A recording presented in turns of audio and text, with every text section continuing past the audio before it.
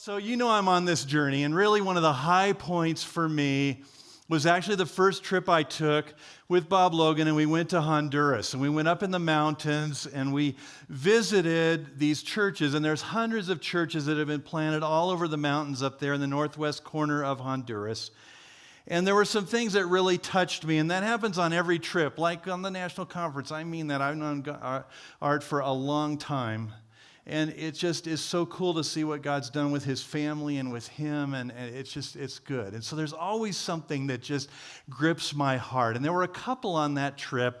One of them was the church planter who was also the auto mechanic. And if you read Bob Logan's blog, he took the picture. I mean, I sat there looking at those same hands as the guy held the microphone and thought, you know what, these are the hands of a church planter. Bob had the same thought, published that on his website, or on his blog. You may have seen that. The other one was this guy named Geronimo. And we're way up in the mountains, and I had told him the story of back to kindergarten, which I will not recount, and they were telling that to everybody. Like, I could hear that being told again, and they took it seriously. Like, especially this guy Geronimo. Like, I would ask him a question, and he would sit me down, and he would get out his Bible, and he would show me those verses, and he would talk me through exactly what they did and why they did it. And you may remember, I've talked about this in a couple settings. I asked him a question, and he gets out this piece of paper that was mimeographed. Like, I don't know when the last time was I saw a mimeograph document with the faded purple, kind of blurry, like really bad. And this thing had been folded and unfolded a million times. And this was their training tool when they had someone who was ready to give up. And he unfolded this, and he talked me through the verses and the questions they asked and the coaching conversation they had. And he didn't speak much English, and I don't have much Spanish, but we found a way to connect. And he kept talking about Jorge and Jorge and Jorge. And I'm thinking, Jorge, I have not met a Jorge. Who in the world is Jorge? And I'm trying to remember the names and get everybody down and kind of engage, and we're traveling all over, and we're way up in the mountains. And all of a sudden it occurs to me that Jorge is the Spanish for George, and he was talking about George Patterson.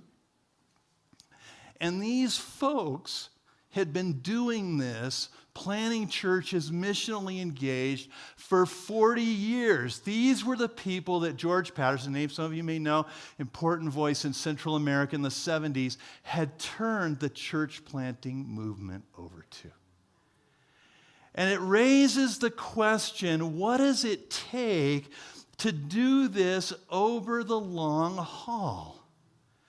And they had the same stories we have of the disappointment of people. And I'm listening to conversations, and they're talking about how they have to go and confront a leader, and they have to challenge this. And the people that started with them but weren't there, but they had kept going.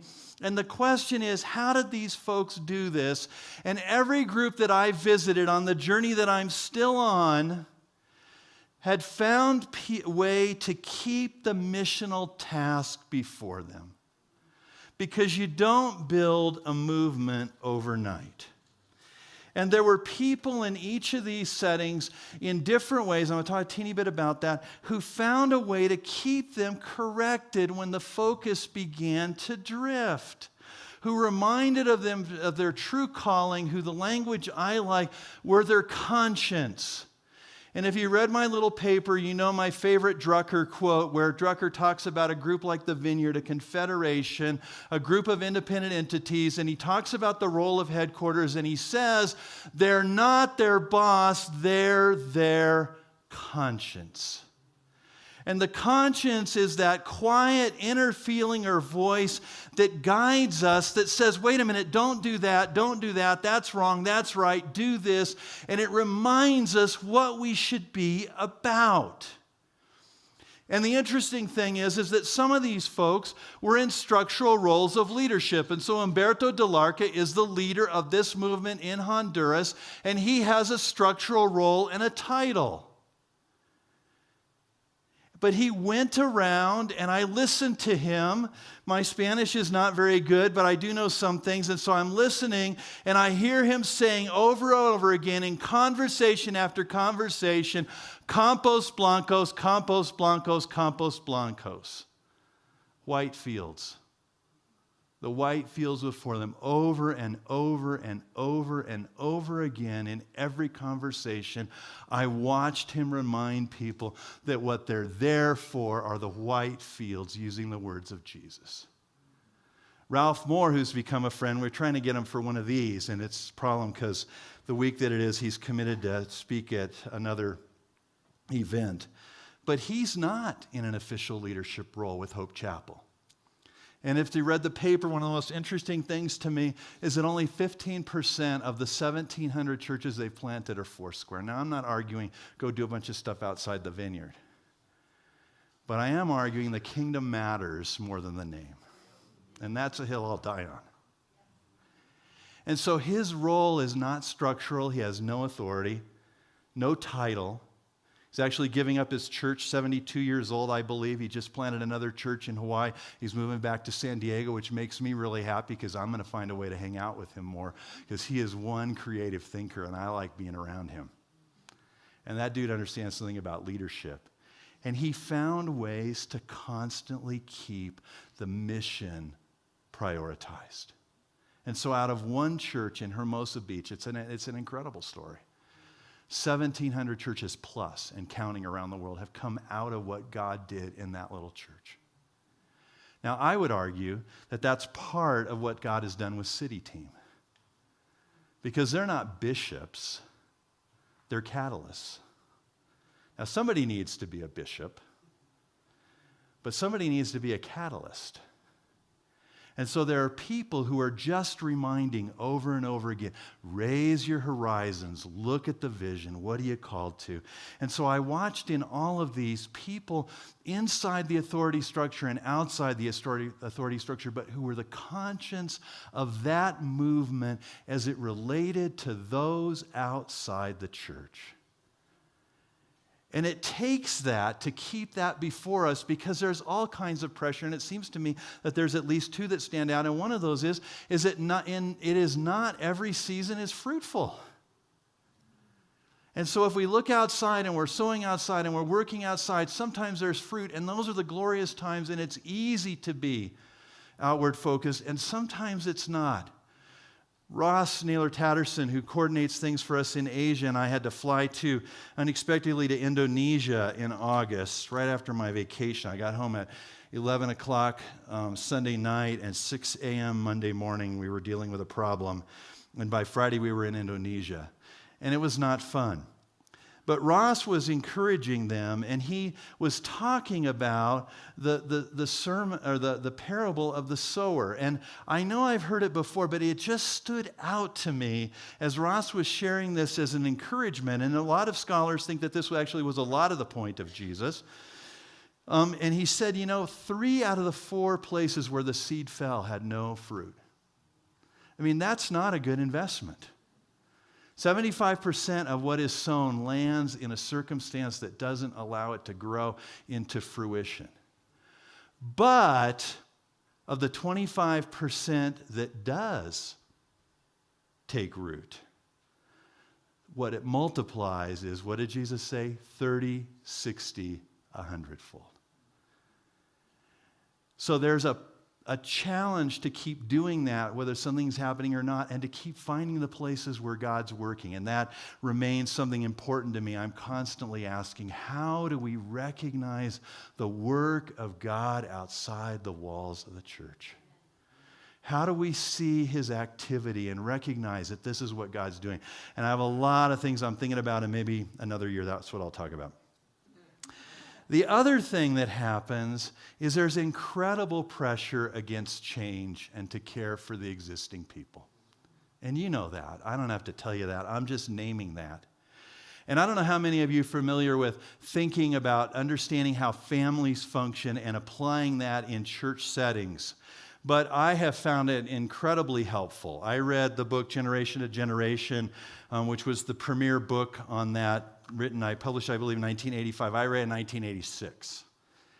And it was absolutely pivotal for me, what Friedman talks about, the non-anxious presence and dealing with a difficult situation. And I remember going Sunday after Sunday, we were going through a difficult time in our church, and non-anxious presence. So you have to be connected to people, and you cannot show anxiety. And so if that's familiar to you, I think that's important and very valuable. If it isn't, actually Jay Pathak a year ago recommended to me this book.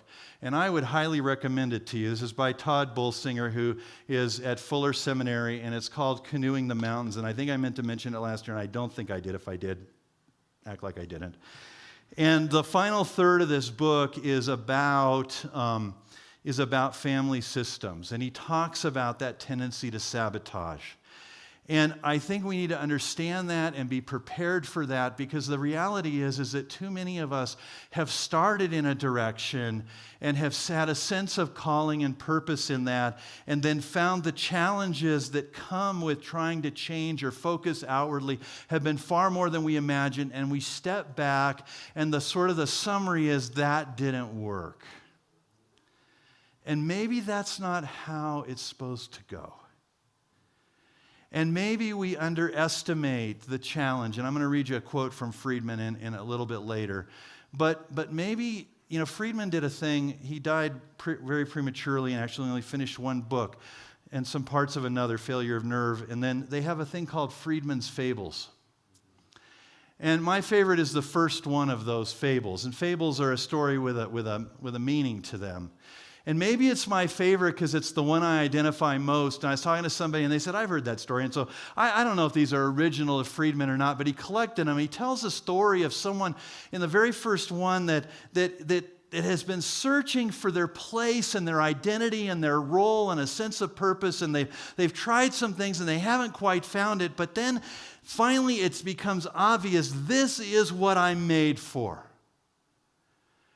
And they know this is their purpose and their reason for existence, and they know that they've got to make some decisions related to that, and so they begin to move in that direction. And as they go on this journey, they come to this point where they have to cross this bridge. And as they're walking across the bridge, they watch a person coming from the other direction. And that person is dressed like them, looks very much like them, but as they get closer, they realize that this person has wrapped around their waist a rather odd thing. It's a rope. And they meet sort of halfway, and as they're getting closer to each other, the person with the rope wrapped around them begins to unwrap it. And as they meet each other, the person with the rope says to the other person, "Here, take hold of this rope." Another person's a little bit surprised by that expectation, so they grab the rope. And the person says, "You might want to hold with two hands, hold tight." And then the person with the rope wrapped around him proceeds to jump off the bridge. And they're swinging there, and the only person holding them is the person who's just been handed the rope. And so they're holding, and it's burning, and the person's yelling at them, "Don't let me drop. Don't let me drop." And the person thinks, "Well, what am I going to do? I'm holding this. I don't know what I can do." They look on the bridge. The way the bridge is built, there's no place to tie it off. They wrap around themselves a little more, trying to think, how do I hold? Suddenly the thought hits them, well, why doesn't the person that's hanging off the rope climb up? And so they call out to them and they say, "Climb up. I'll hold you and you climb up." And they say, "No, don't kill me. Don't let me die. Don't let me drop. You're responsible for me." And in the back of the person's mind, they're remembering this commitment that they had to go somewhere to be a part of their calling. But now they're responsible for somebody else. And you need to read the rest of it to find out what happens. But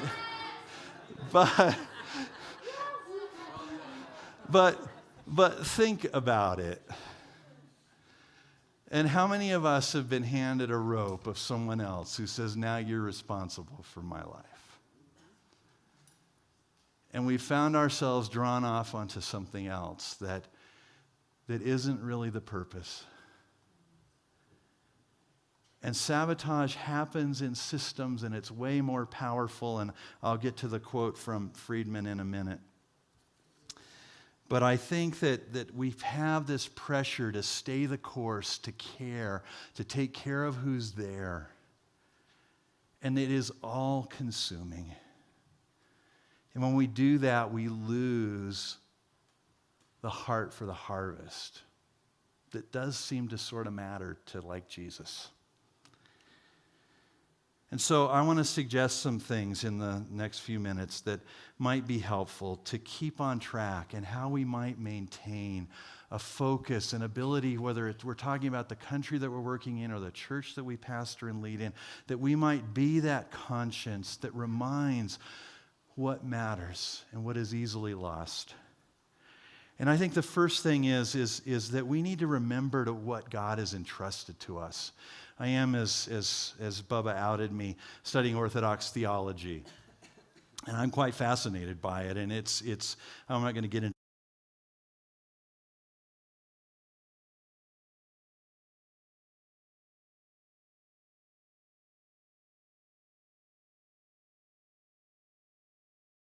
it. And he says, guard what has been entrusted to your care.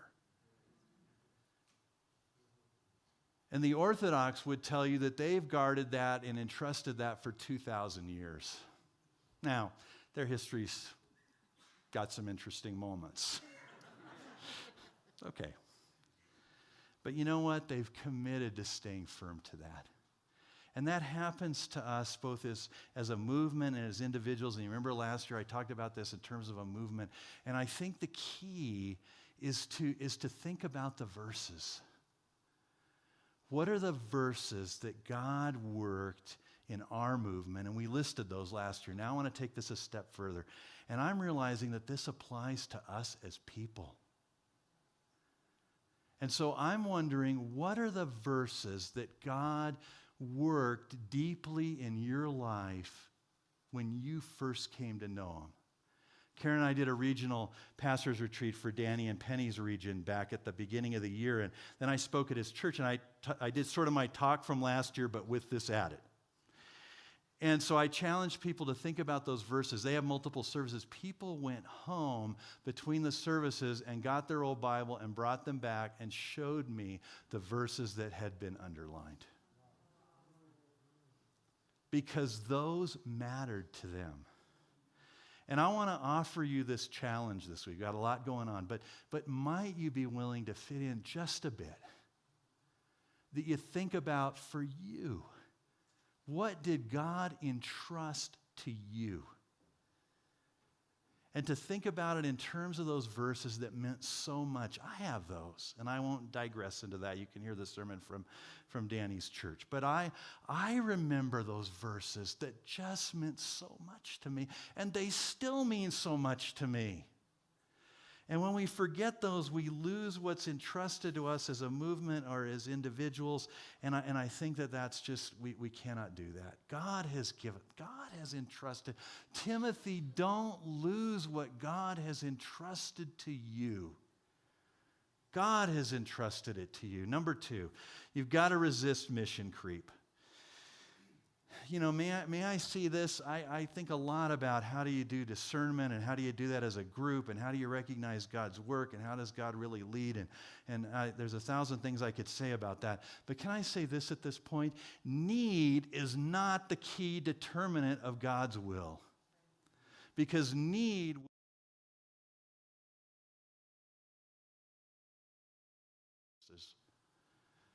And so need points us to something, and God help us if we have hearts that are apathetic and callous and cease to be touched by the need that we see.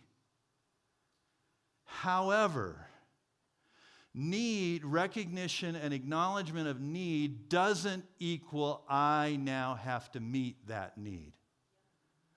The determinant for vision is what is God calling you to do at this point. And if it's to pray, if it's simply to weep with those that weep, if it's to do more than that, it's God's call, not ours. And so we've got to resist that tendency to add, and in the process, it all gets spread out and it ultimately goes nowhere. And that is something that always seems to happen. So when that happens, we've got to return to the foundation.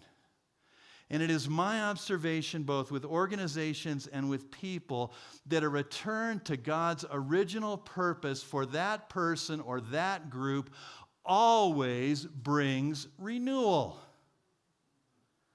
It always brings new life. It always brings a sense of God's engagement because it's getting back to the unique purpose for which God called and created that group of people, whether it's Foursquare or the Presbyterians or the Wesleyans or the Orthodox or the Vineyard. And we can't, nor should we be anybody else other than what God has called us when we get back to the foundation. Now, doing it in a new way, in a new day. Yes. And that's why the verses matter, because if I just repeat the platitudes of another generation, it doesn't play. But if I look at those verses that God said, I created you as a people unique among all my people. I love them all, but I have an intent and purpose for you, and this is it. And we align ourselves with God's purpose and return to that, willing to experiment in a new world with those same values on that same foundation. That brings renewal. And you cannot do this alone. That's number 4. And I think sometimes, especially as Americans, we have this sense of what a great leader is this single individual who stands alone, face to the storm, broad shoulders, and I make this happen. And the truth is, that's not true. And it takes other people. And that's my second favorite quote from Drucker, and so it's not as my favorite, but I like this. So listen to this. This is from another book of his. He's talking about something here. I won't go into that. It assumes a different attitude. You start not with what's best for you, but what's best for them. Oh, I like that. You see yourself not as the boss, but as the conductor. Good orchestra conductors are exceedingly autocratic. That worries me a little bit, but okay. But they do not see themselves as the boss. Now, I have no idea how that fits, but they see themselves, now this is important, as the servant of the score. It's the music. It's not the orchestra. It's not the audience. It's the music. Might that be vision and value? We're getting this right. I've talked to many great good conductors, and they all say, my job is to make the orchestra hear the score the way I hear it. Partly because the conductor knows, because no conductor knows how to get a single note out of a clarinet. Only the clarinetist knows that. All a conductor can say is, first clarinet, I would like to have this a little louder or a little slower or a little softer. What if Ephesians 4 was like really real? And that the real purpose of leadership was to equip other people. And what if the conductor was not a bad image of that, and it was about saying, I see this in you, could we have more of that? And I see a bit of this in you, and could you play along with them and not just like by yourself, like tambourine people do. Oops, sorry. Sometimes do. The church I pastored, anyway, I'm going to get in trouble. Could we play together? And could the basis for that not be my preference or my desire for a solo? But the score, I don't have my Bible up here, but I'd hold it up right now if I did. I don't even have my iPhone up here. The score, as the author wrote it. Jesus gave us music to play as followers of him. And he gave us music to play as the Vineyard. And the score that we need to play, the music that we need to fall in line with, the parts that we need to do are the ones that he's given us. And what if we saw that as our role to call it out? A little more of this, a little more of that. Wait on that. The timing's, what if that were the role of leadership? And it begins with what Drucker said at the beginning, to serve. And then my final thing, number 5. It just seems to me that ongoing formation, you knew you would hear this from me, in your own life is critical to resisting sabotage and staying the course. You're not going to fall. You're not going to see what God's doing if you're not walking with him in your own relationship, much less be able to obey. And so as we've already talked about many times, God invites us to a journey. Now here's family systems thinking in a nutshell. Let me see if I can read this in this poor light. The colossal misunderstanding of our time is the assumption that insight will work with people who are unmotivated to change. If you want your child, spouse, client, boss, parishioner, church, board, staff to shape up, here's the solution. Stay connected while changing yourself rather than trying to change them. Boom. Done. There it is. You cannot do it if you're disconnected, and you cannot change them, but you can change you. And that's why the formational journey matters. My impact on others will only come out of the impact of God on my own life. And as I allow God to heal and to rearrange the furniture and to change and to expose and to challenge and to learn what it is to allow my life to be adjusted to His, that's when change happens, and that happens over a lifetime. And what happens is that God presses more and more. I've told you before that part of the rhythm that Karen and I have is we go on an 8-day Ignatian retreat, silent retreat, no talking, 8 days. And I won't go into what all that's about, but the opening to the spiritual exercises are the principle and foundation, not principles, principle and foundation.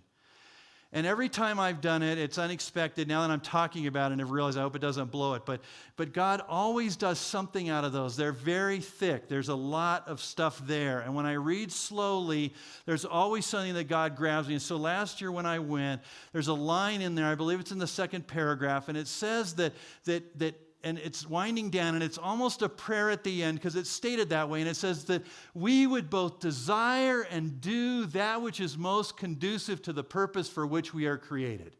That's close. I read it in 2 versions. So I kind of, it's like switching between Bible versions and you mix it up a little bit. That's very close.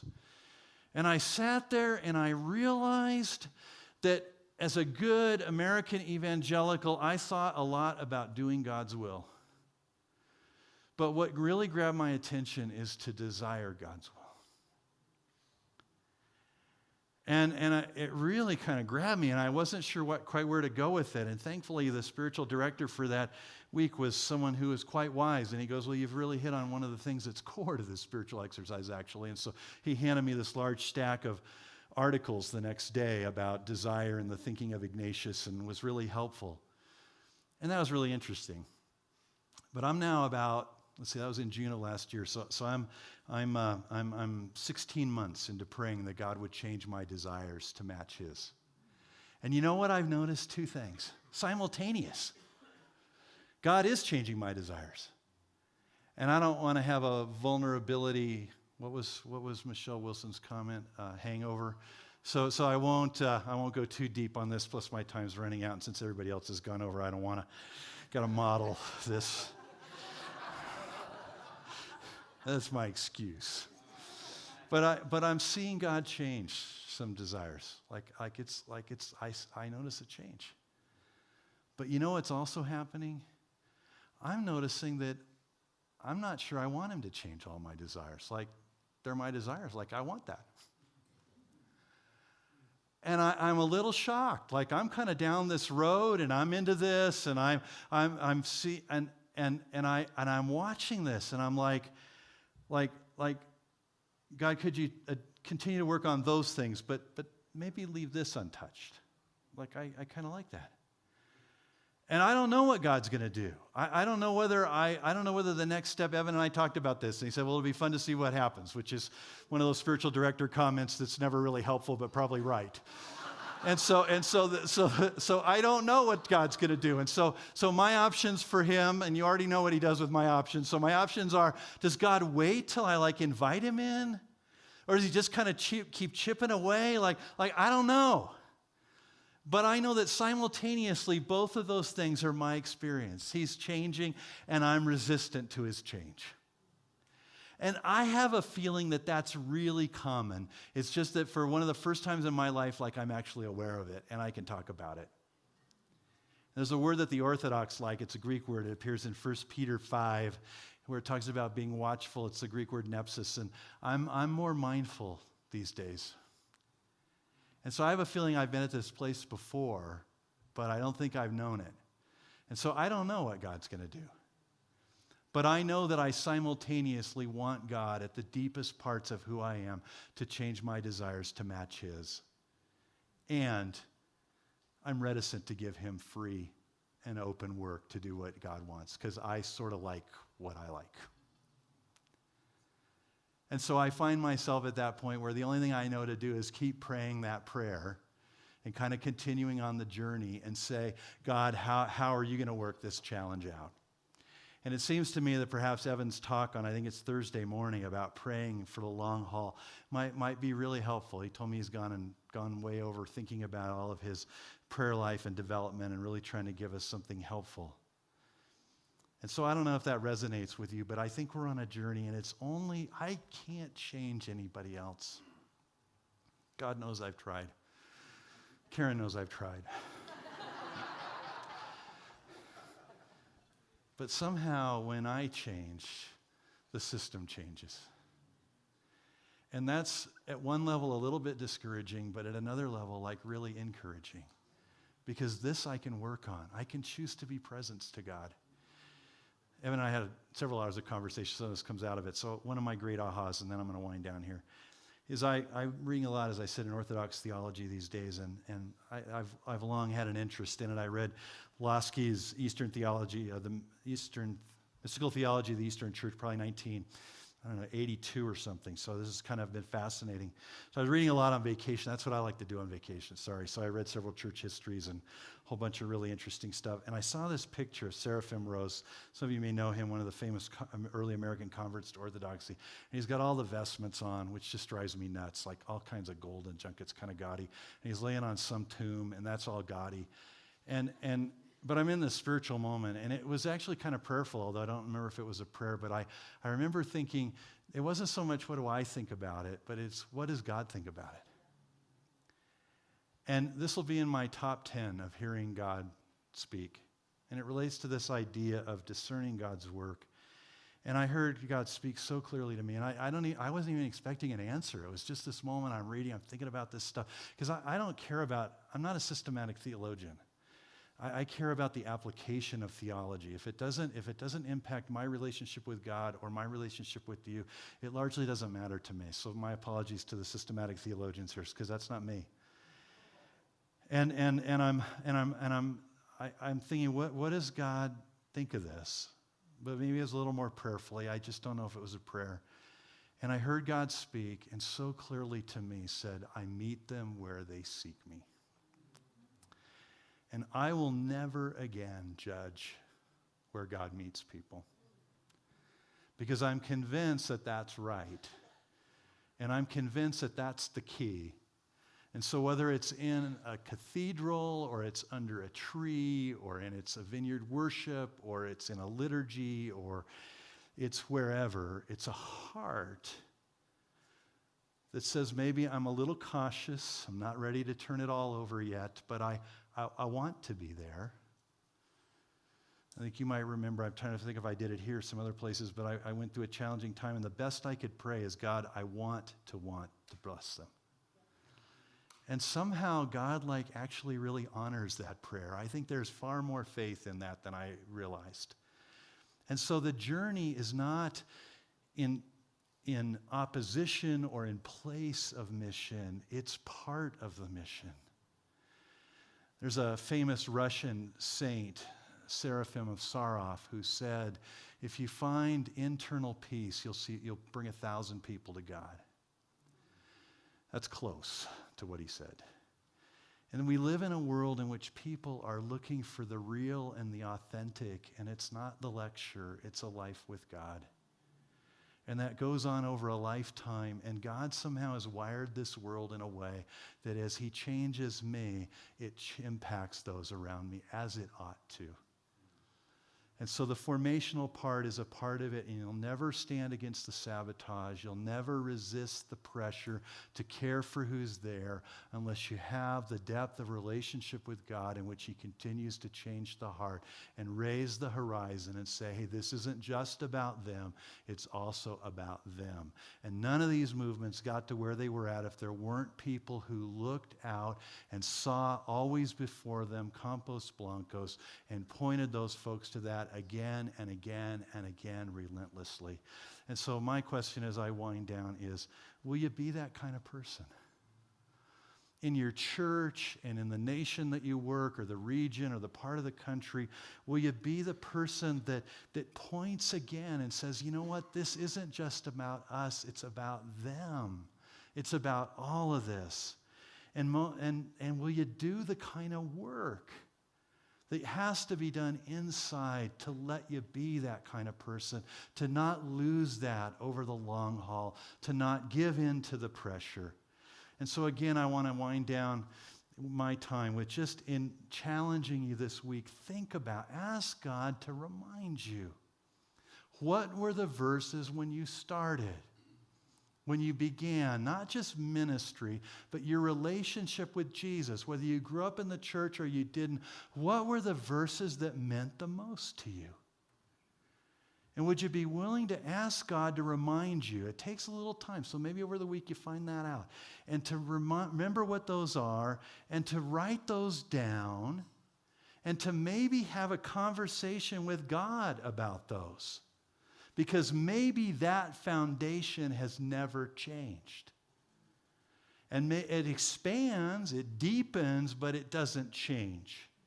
And then maybe before the week is out, you'd be willing to share, not up here, but with somebody else, hey, these are the things that God's spoken about for my life as a follower of Jesus, whether it's a short time or a long time. This is the foundation that he gave me. I look at that, 15 seconds.